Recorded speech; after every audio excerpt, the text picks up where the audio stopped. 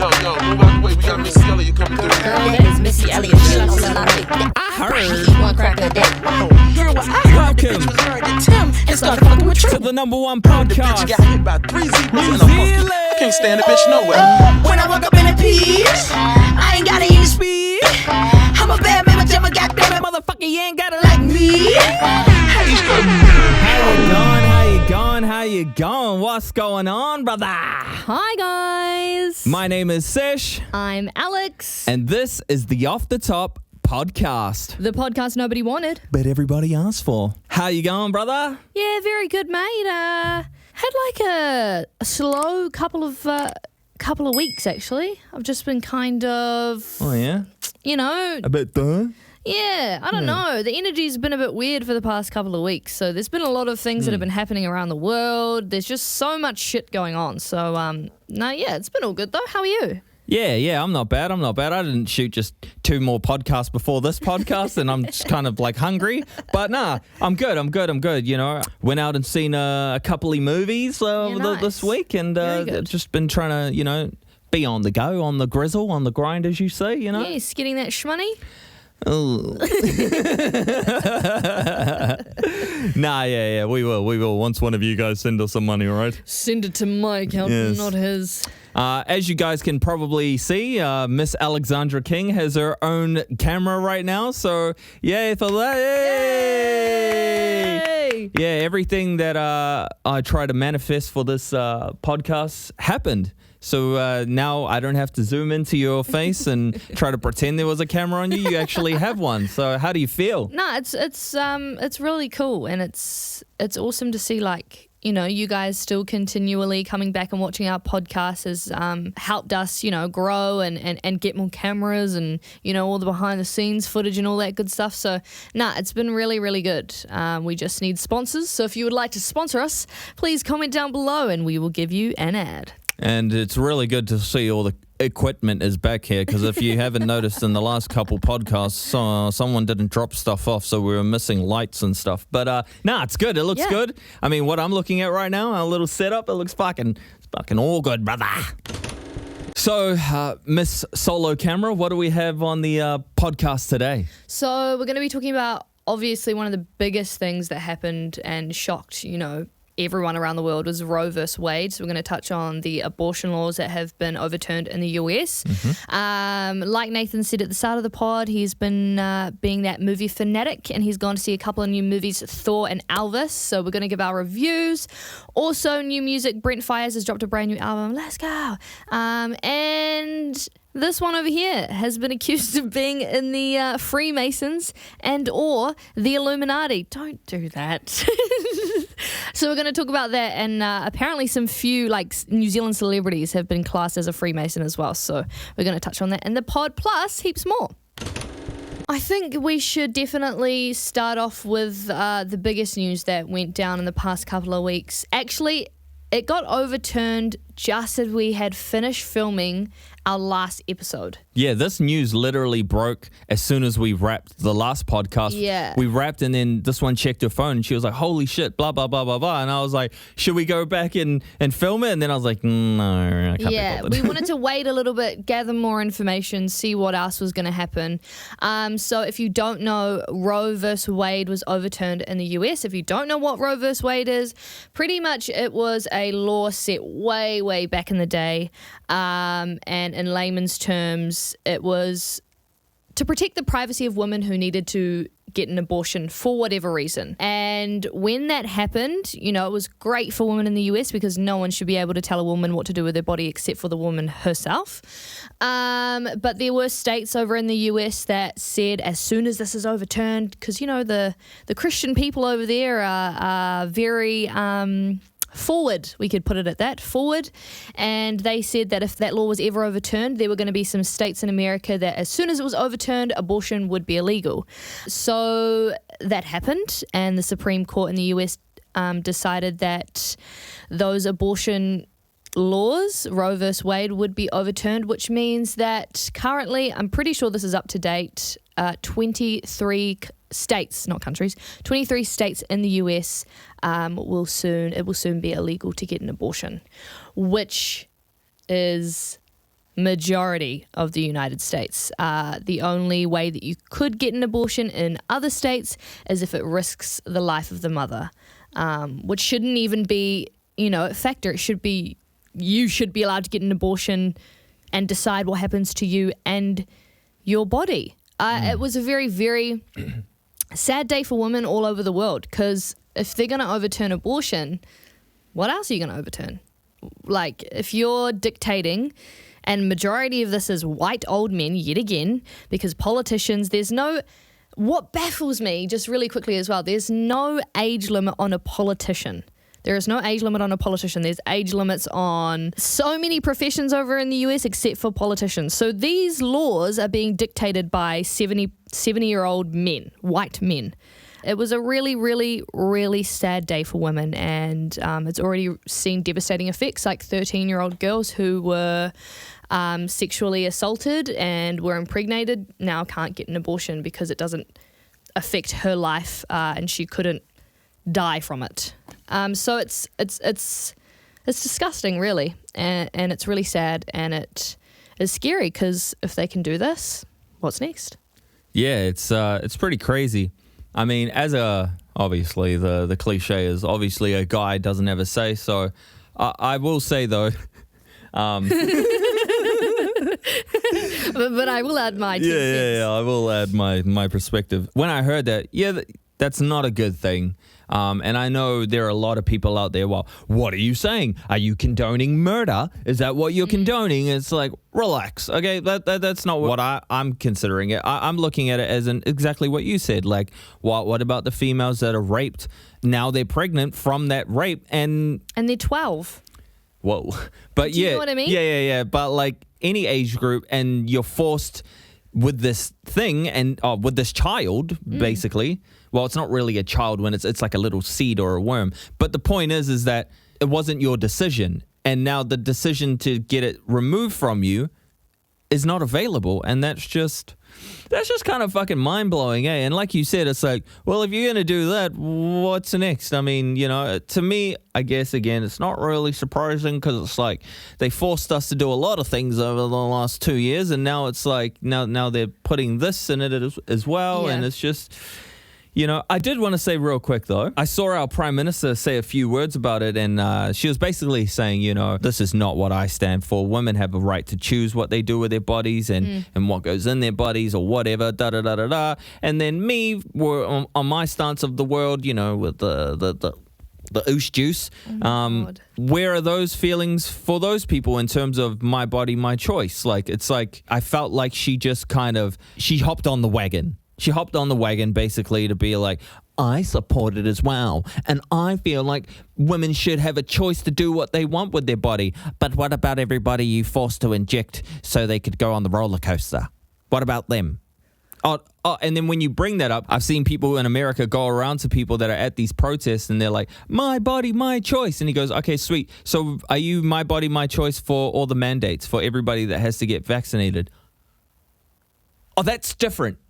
No, it's not different. We're talking about my body. You're standing under the umbrella of my body, my choice. What about that? What about that choice? Well,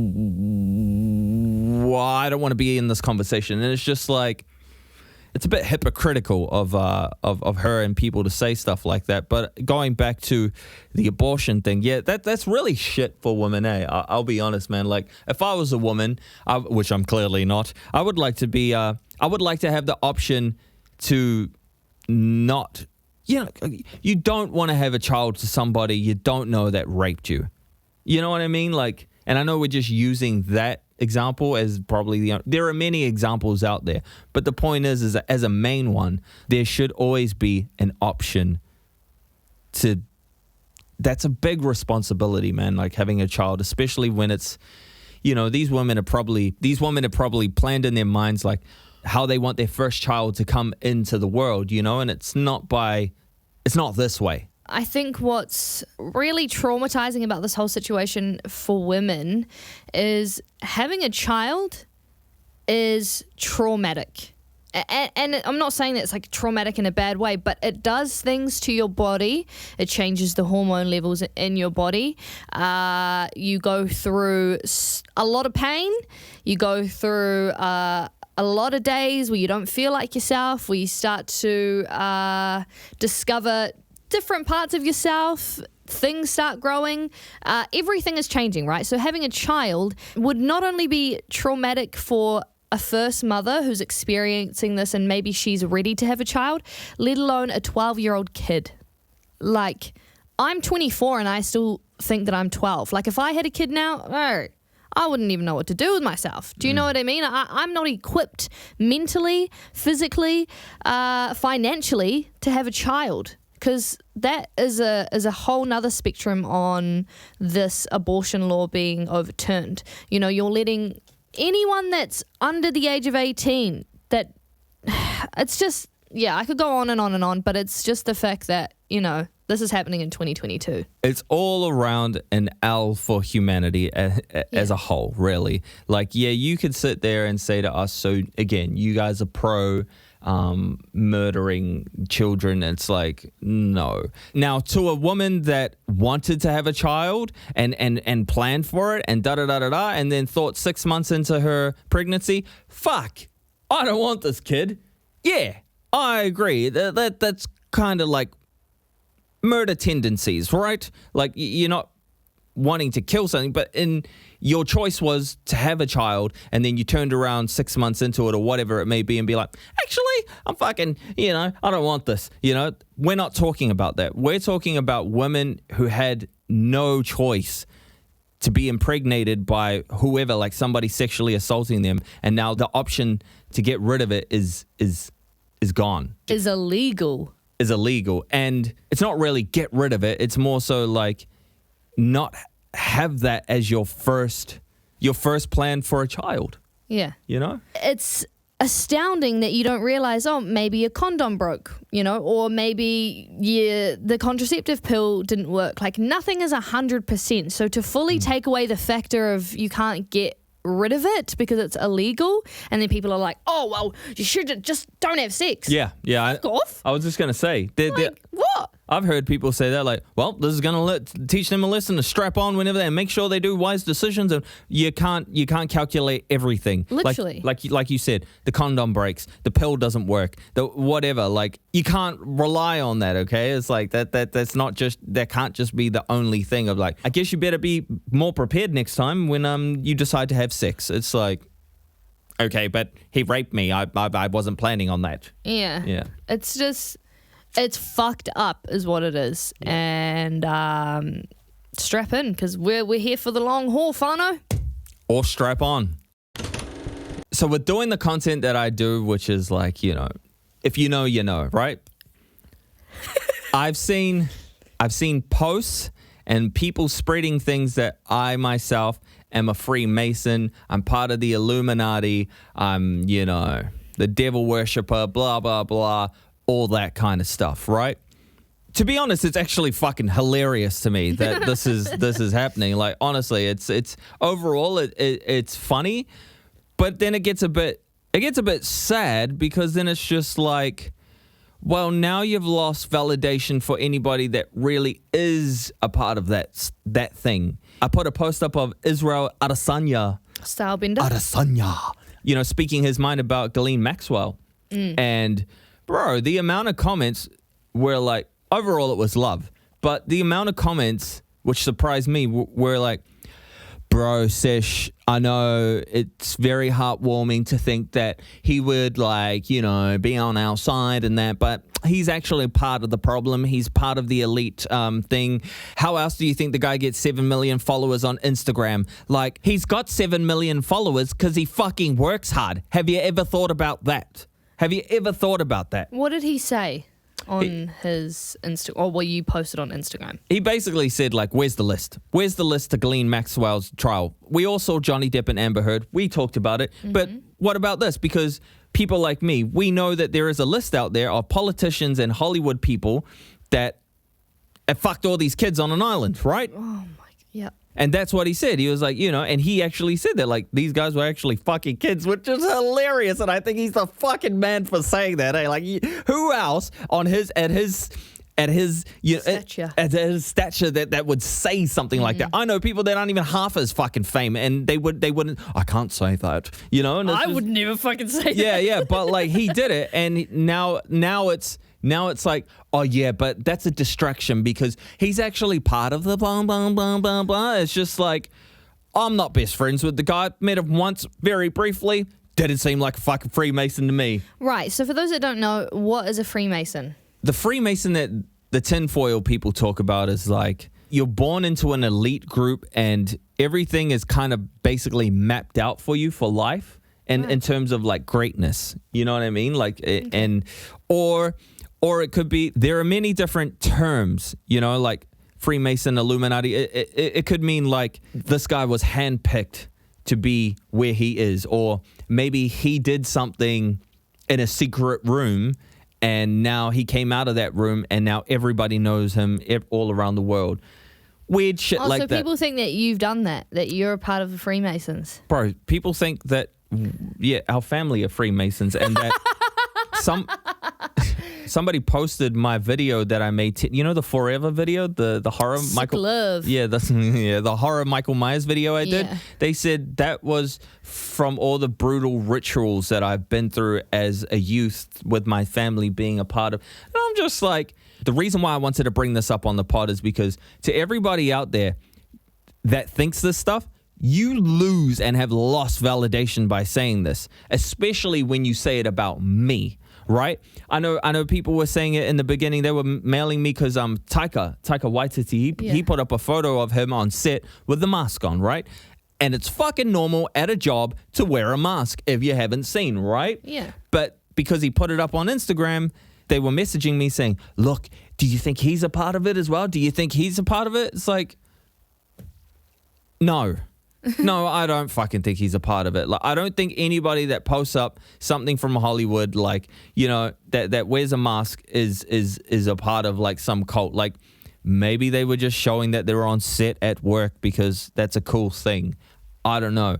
The point is that when you start going Taika and you start going Izzy and you start going this person, fine, because a lot of us, we don't know these people, we've never really met these people. So you develop this perception of what you think this person is or where they came from, or the only reason why they're in that position is because of A, B, and C. It's like, maybe these guys just worked hard. That's how they got there. Maybe you can't get there because you don't work hard. Not everything has to lead to a conspiracy theory is what I'm trying to say. Like, and then when you say that I'm the same people that are saying this, say that I'm a Freemason, well, now I'm just rolling my eyes and you just fucked it up for everybody because you can't go at me because I'm too real. I'm not like that, not to brag, but I'm too real, bro. Like, you can't fuck with me. Like, so when you say that I am and you put me in that category, it's like, well, now I don't believe anything. Sorry. Don't believe anything because you fucked up by saying I'm one and you were really convinced and yeah. I have seen people even like comment on my TikToks and like on social media, they'll comment about Nathan and Dad and they'll say things like, oh, you guys are in the Freemasons. I had no idea what the Freemasons were until people started commenting that on like my TikToks, and it was always the TikToks that I would make about like my brother or dad. So that's only really the time that I would ever hear about it. But I think that a lot more people are waking up, and they're waking up to, facts and things that have happened in the world that many people aren't talking about. For example, Izzy, going on his huge platform before his fight over in Las Vegas and talking about Ghislaine, is that her name? Ghislaine Maxwell? Yeah. And, really shining light on that. Because to be fair, it died off. Like, there wasn't much stuff around it besides Amber Heard and Johnny Depp and other stuff.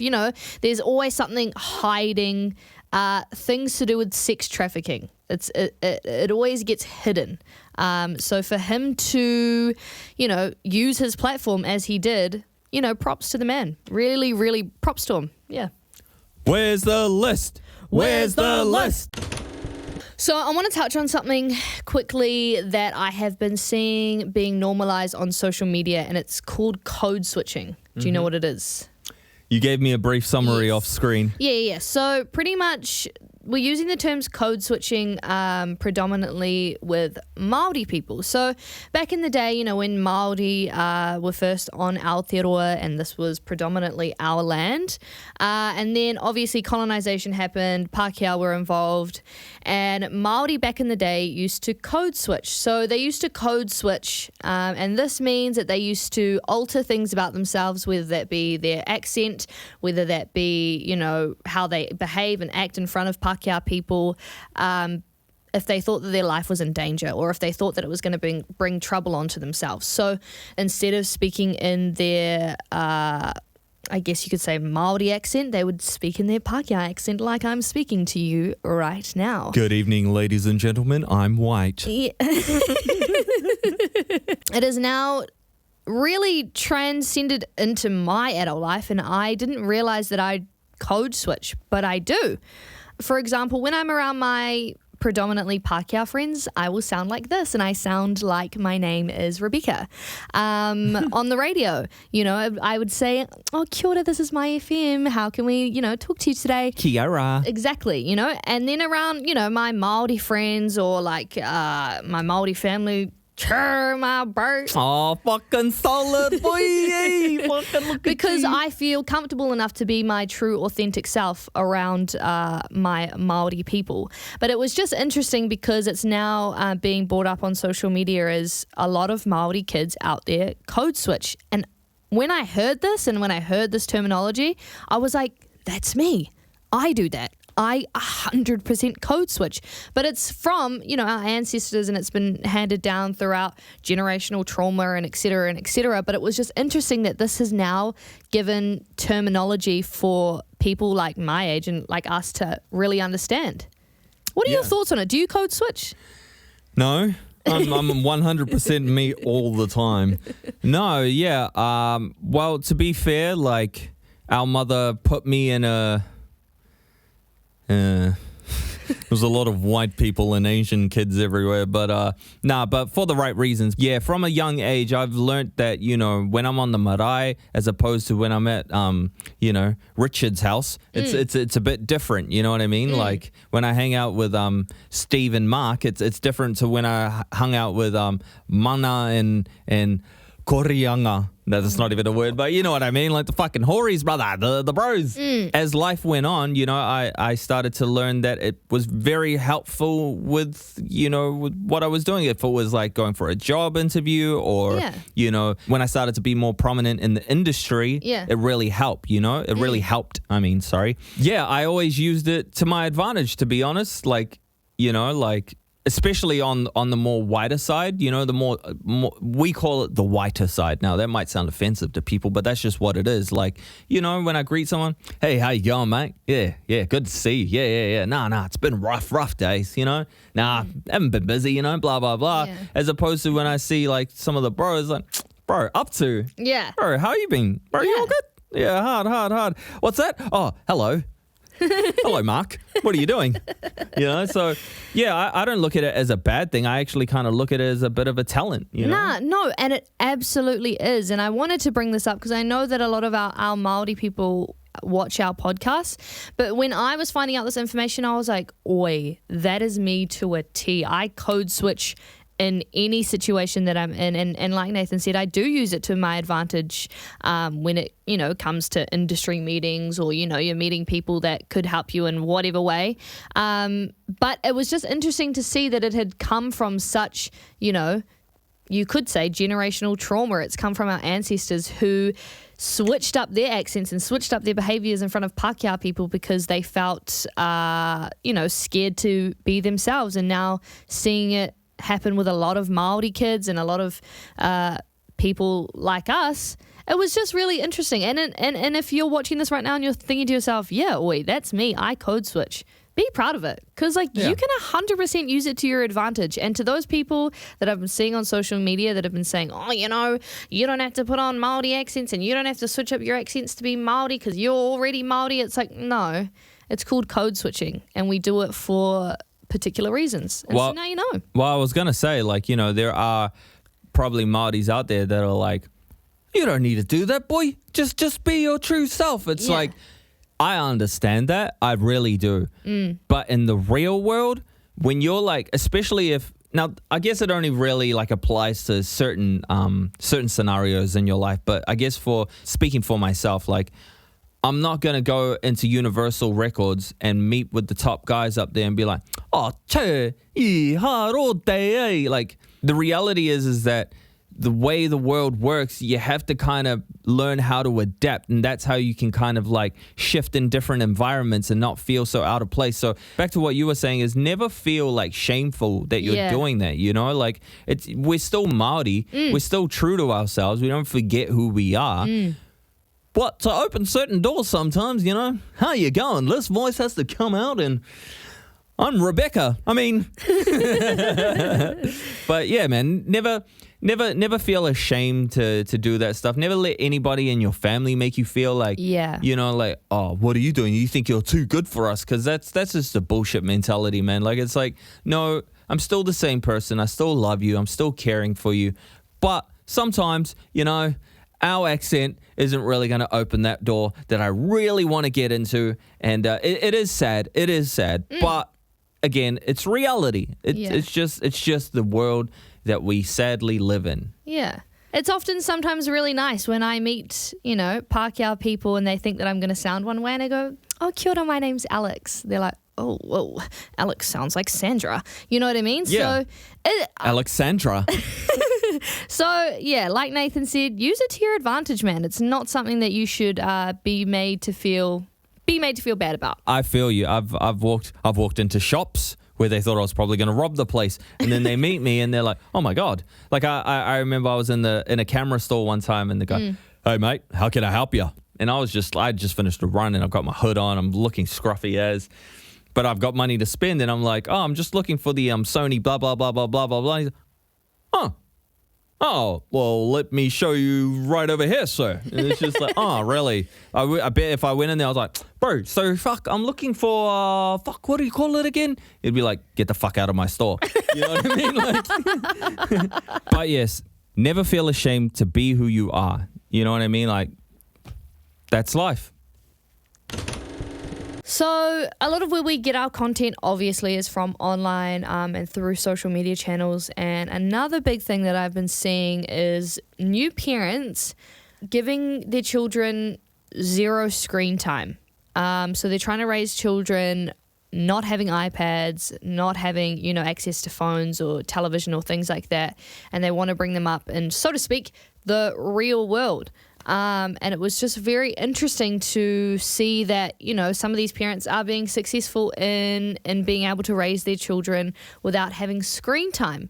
I'm not a parent, by the way, but just what I've seen as being, you know, an auntie and a sister, is that, you know, parents are busy and children have very short attention spans. So trying to get them to sit somewhere and be quiet for 3 hours is really, really hard if you don't give them something to distract them with. But I would like to think as a parent that I would try and, you know, not give my children screen time. I 100% think that I'll probably fail because at the end of the day, I'll be like, no, never mind. Just, you know, here, have the iPad. Go away, go away, go away.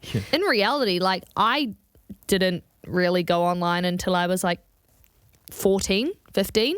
And even like back then, because I'm still 12, but even back then that was quite late to have joined the internet.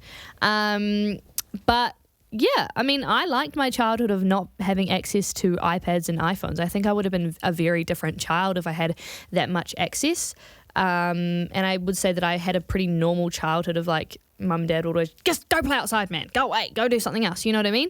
So it's really interesting to see this cultural shift around new parents and trying to take away screen time from their children.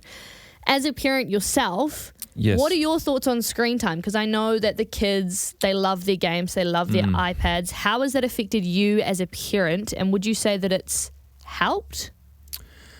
When they were little, I was very encouraging of getting outside. We'd go to the playgrounds a lot. I'd always do anything, like I'd buy kites and stuff like that. And I never wanted my child to be just consuming iPad. But I've got to be honest, like sometimes, especially throughout the school holidays, which is coming up soon, like sometimes it's like well, you're on holiday, but dad still has to work, or mum still has to work, and it's not the whole day, but just for the certain amount of hours, you know, we're kind of stuck here inside the house for a bit.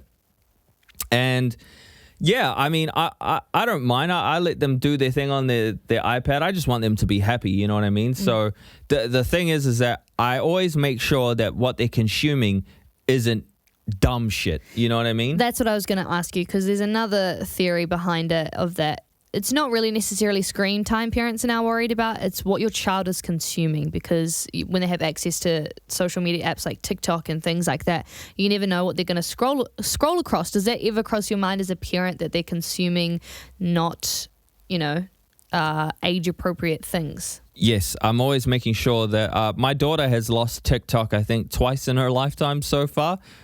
Because not because she was doing anything wrong, but because things that were popping up on her timeline at the time just wasn't really the stuff I wanted her to see, you know. But now I'm pretty like vocal in watching and seeing what she's watching and stuff like that. But at the same time, I do look over at them and I'm like, man, these guys have been on TikTok all day. I need to get them the fuck out of this house. Let's go and do something, because you're not doing this. Because, bro, when I was like little, there was no iPads and stuff like that. You know what I mean? There weren't even iPods.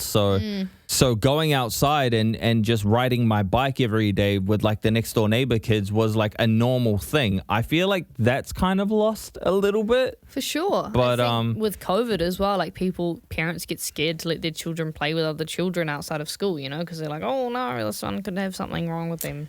Yeah, and now like being refined to your house, it's just like that conditioning of like, just stay in here and stay on your iPad. Why do you need to go outside? Why do you need to interact with them? Just go on this app and you can interact with them on here. It's like, I want to be a real normal human being and fucking touch these people and see them, you know what I mean? We need to have that human contact thing in our lives. And that's one thing I'm worried about where the world's going, is that it's going into this world where no, you don't need that. Just put these goggles on and you'll feel like you're with them. But you'll be in a game and it will feel like Ready Player One and blah, blah, blah, blah, blah. So, yeah, I think outside is very, very important. And even at home, you know, I brought board games. They don't really like playing them, but I force them to play it because I want us to still, you know, do this. I don't want it to be, hey, Dad, look at this. Hey, Dad, watch this TikTok. Hey, Dad, do you like... And it's like, I don't care about that. Yeah. So, I mean, it is, again, I'm not a parent, so I wouldn't know. But it's cool to see that there is this, like, cultural shift happening around, you know, trying to get children off of screen time. But even so, even if you have your kid, like everything in moderation, right? If you give your kid screen time, sweet. If you don't, sweet. But I just wanted to gain your perspective on that. You know what's crazy? In China, they actually have law, one or the other, where kids are where like TikTok shut down for a amount of time. You know what I mean? And I think that's really necessary. To be honest, I think that's a good thing. But here in Western society, no, keep consuming, just look at it. Just be a zombie and keep looking at it, you know? So yeah, over there, they can only go on social media for an hour. And once you've used up your time, it is used up and they shut down your IP address so that you can't use it anymore. And even when you're on there for an hour, instead of ads, because you know when you get ads over here, it'll be for something to buy or something to do or blah, blah, blah. Over there, their ads say, hey, have you had enough of screen time? You should go outside. Yeah, that's cool. Really cool. As much as we don't like China or whatever the narrative is out there. Yeah. I think that rule is really good. But yeah, these children now need to get outside a lot more, especially before they put us back into another lockdown in case that happens. But the point is that get as much outside time as you can. It's going to be a bit harder because you're growing up with parents that are kind of grew up now in the era of the iPods and laptops and stuff. So it's kind of normal for them. And the more these kids grow up, the more normal it will be to just have that screen in front of you for their child, which is sad, which is really actually sad. But, I guess for me, I just try to do the best that I can to remind kids of how it was for me when I was a little kid growing up, and that we didn't just have a screen to look at for like 5 hours. We actually went out and explored. So you know? Kids, if you're watching this right now, pause it, go out and play outside, and then come back and finish. Or finish this. And then go outside. Yeah, and make sure you like and subscribe. I went and saw ELVIS Oh, very good. I've not seen it yet, but I've heard a lot. And apparently, Austin Butler, is that his name? He's very good. Yes. Very good at Elvis. Like, apparently in some of the shots, like, he looks like Elvis. Yes, I really enjoyed him as Elvis as much as, the first initial thing with humans is whenever it's something massive like Tupac or, when the Michael Jackson one eventually comes out, I bet it'll be, but it doesn't look exactly. It's like, whatever. He does a really great job. I enjoyed the film. I have a few little about it, but Of course you do. Go on. overall I liked it. The things that I didn't really like was there are scenes where they added like trap music halfway through the film as like background music, and I was just like, why is this? You've now just taken me out of this biopic of Elvis, which is centered in the 50s, and now I've got some hood twerking kind of trap music going on in the background.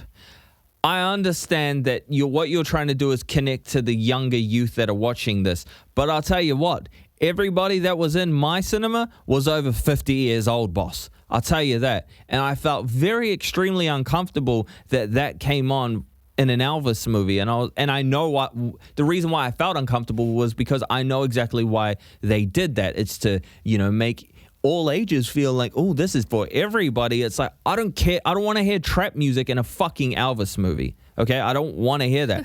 I want to hear Elvis's music. Yeah. I want it or music that was made around those times. You know what I mean? Ain't nothing but a hound dog.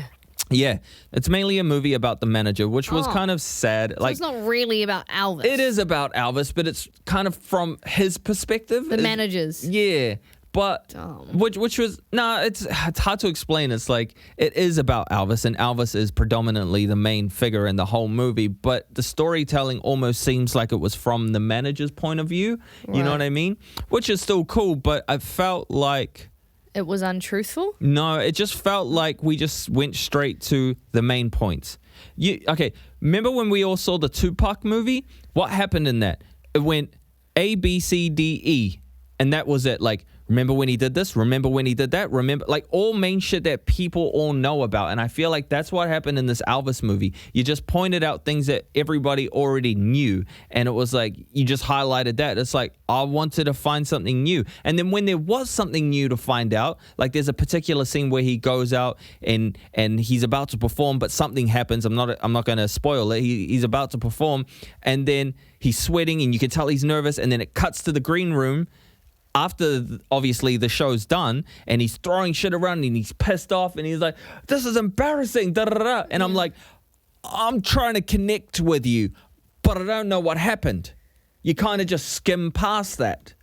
I don't emotionally feel the same as what the character does on screen because you skip past the vital information for me to feel that same emotion that he's feeling. And there were just certain little things like that, But everything's got to have a why as to why he enters and exits the room. So Yeah. if the audience can't tell that, then, oh my God, what are you making the movie for? And there was no scene like, in Ray where like he's pissed off at the piano and he's getting mad and he ends up coming with the hit song, whether that's how he made the song or not. The point is that There was a why. you got a sense of how he created the song. There was never a sense where it showed you how he created the music. It was just kind of skipped and he's in the studio singing. You know what I mean? I got you. And I'm very more on detail and background and stuff that we don't know, because I didn't know shit about Elvis. But besides all of that, I thought it was really good that they highlighted the fact that he came from the ghetto. He came from like a black neighborhood. I didn't really know that. The perception that I was told was that he stole black music, never gave a shit about black people and blah, blah, blah. He hates black people but does black music. But that's not the case. You know what I mean? And from the videos that I saw after the movie of the actual Elvis backstage, he looked like he was intertwining with every race, anybody. Yeah. Treating everybody exactly the same. You know what I mean? And I'm really happy that they highlighted that. They highlighted the fact that he felt more comfortable when he was around his people, being the black community. You know what I mean? Yeah. Since he was raised in Memphis around, and I didn't know all that. That was cool. Yeah. The movie was cool. I'll give it like a solid 7.5 out of 10. That's not bad. I'm excited to see the movie. 7.5 out of 10. Very good. He lived with the accent for 2 years. That's why. Yeah. And yeah, but a lot of people on TikTok were like, "Ooh, it's giving me," the girls were saying, "It's giving me the ick, and now I don't want to go watch the movie." Go watch the movie, okay? Well, they're just dirty sluts. So, No, Nathan. solid movie. Go and watch it if you want. I watched the new Thor movie. Have you seen that yet? No. No, you haven't seen anything. Whatever the Thor movie was before this new one, I liked that one more than this one, but this one was still cool. There are a lot of good laughs, you know, quality Taika comedy, you know. Oh, yeah. But besides like saying that the one before this was better, I did really like how Taika like incorporated Maori and New Zealand. You know what's dope? You know I get pissed off when people say to me, like, when we were talking about the Illuminati stuff, like, oh, Taika's probably part of it as well. It's like, I would kind of believe you if he went to Hollywood and then just never had anything to do with New Zealand at all, especially Maori, like just spoke in an American accent, da-da-da-da-da-da, and all this shit, and then just never gave a shit about us back here. You might have a point. But for me, it's like, bro, this dude made Korg a turbo voice. He doesn't have to. He could talk like this if he wanted to, you know. Hey, love, he could do this accent, but he chose to do like, oh, that's pretty cool. What are you gonna do? You know, Yeah. and I love that. And I don't want to spoil it, but they start talking about gods and they show like all the gods in one scene. And guess who's a motherfucking god? A Maori lady, and she's dressed in the feathers and the whole fucking thing, and I'm like, what the fuck? That is so cool. I was like, that is so dope. Oh, he even got, I know I'm spoiling something, but they're only just little spoilers. He made Thor mention one of our Maori gods. Oh yeah, no, that was a huge thing on social media. Yeah. That's awesome. Yeah, that's so, like, he doesn't need to do this. He doesn't have to, he doesn't, you know, and he does that shit, and I appreciate it. And last thing I appreciate is that he always puts random New Zealand actors in this. Like, there are a couple, maybe even a few actors from New Zealand that are in this movie. Like, who else would ever get them in the door in a fucking Marvel film? Name somebody. No. He did it though. He doesn't have to do that, but he does that, and I appreciate that. Like, I really, really enjoyed it. I enjoy seeing that. You know, it's really cool. But yeah, as a Marvel film, not one of my top ones, but it's pretty cool. It was cool to see Jane as, like, you know, the Thor character. But yes, another solid movie. I'd say 7.5. Again, I've not seen it, but it's just really cool to see like this Maori man, you know, from little town of Aotearoa, grow up to make huge Hollywood films and also highlight our culture and our people. That is just Tihei Mauri Ora. Taumeke. Some new music has just recently dropped. I've been waiting for this album for a really long time. So Brent Faiyaz, who's an R&B singer, songwriter, rapper, producer, dropped his brand new album, and it's called Wasteland. It had actually dropped yesterday on the 8th, and I listened to it last night. The themes throughout the entire album, there's so many songs on the album, but like the track list of features are really cool. Like, he's got, you know, Drake and Alicia Keys and so many other people on the album. So the whole theme was basically what it's like to be in the music industry at such a young age and have a lot of money and still have nothing at all. That was in one of his songs, is that he's got everything and he's quote unquote rich as fuck, but he has nothing at all at the same time. So it was really interesting just to see. It told a story. It was very much on the same vein of like, it was very Kendrick Lamar. Like, his album tells a story. You listen to it top to bottom. Like, his interludes are him in a car having a conversation with a woman, or there's another one where he's having a fight with a woman. Like, it was very much depicting a story of what it's like to come in as a kid, grow up in Hollywood, him seeing it become this wasteland, and, you know, seeing people come in and out of it, and what Hollywood and fame and money can really do to a person. So yeah, it's a really, really cool album. Very lengthy. I did enjoy it. There are a lot of songs that I was like, not so hot on, but overall, An amazing album. My favorite song is probably the one with Alicia Keys because Alicia raps on it, and I haven't really heard Alicia rap before. So that was really cool. She didn't really sing, she rapped, and Brent sung. So yeah, it was a good album. I would give it 7.5 out of 10. Yeah. 7.5's all around, brother. So, great little podcast. Yes. Hopefully it didn't seem so hard and fast as it probably felt here because, Yeah, he's been busy. He's been shooting other secret projects that will be coming out later. But cool chit-chats that we've had on the show. Of course, some heavy topics as well, but definitely stuff that we need to discuss. Yeah. I would like to make a quick shout-out, though. Yeah, do it. April, who works at Hello Mister at Sylvia Park, actually stopped me while she was giving me my lunch to compliment the podcast and say that she loves it and watches every episode. So massive shout-out to you, April. Thanks so much for, the love. And I've forgotten a few other people's names. I'm really sorry. But there are a few other people that actually stopped and said that they really enjoyed our podcast as well. So massive thanks to you guys. Shout out to really you guys. Important. Yeah. Shout out to April and May, June, July.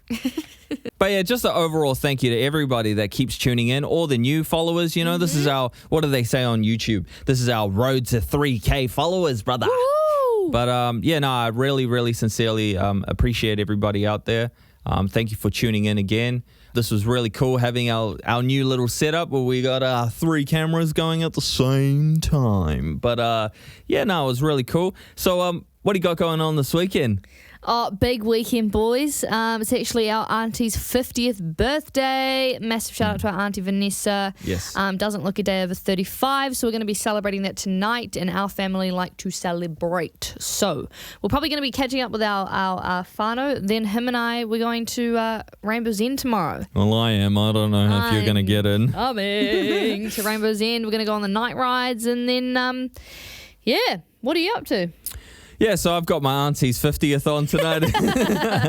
So we got the 50th tonight. Tomorrow we got Rainbow's End. Hopefully it doesn't rain because the weather has been fucking terrible. But this week I'll just be working on stuff. I do have I'll just say it on here. I do have another side podcast that is coming out soon. I'm already fired. I'm excited for you guys to see that. Hopefully you guys enjoy that one too. But I've got another side podcast coming out. Anyway, so I think we're done with this episode. We really appreciate everybody that keeps tuning in, eh?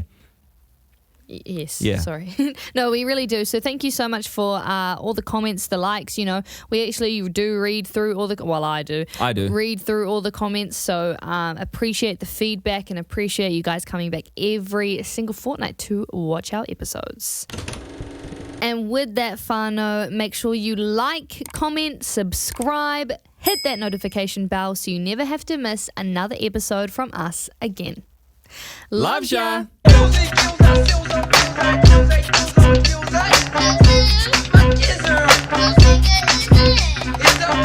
kisser.